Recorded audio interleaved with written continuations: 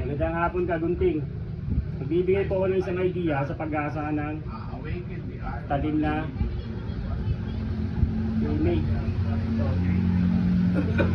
Sa mga hindi pa nakakalam ng idea na to, ito, gaya nito.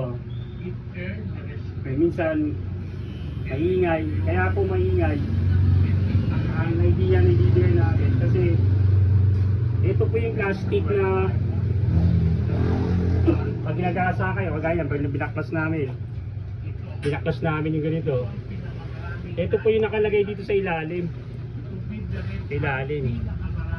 Pagka kinabit natin siya dito, so hindi na siya makaka-fix kasi mas makapal na to.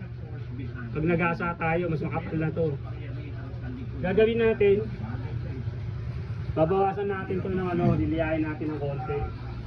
So guys, simpleng idea para sa mga hindi nakakaalam pa na nag-aasa nito. Ayan. Sahin natin. So, ikakabit natin mamaya.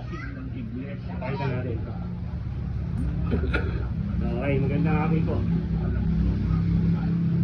Okay, gubitan mo na. Partner, sige. Mamaya itutuloy natin yung video. Paano paggabit na ito mamaya.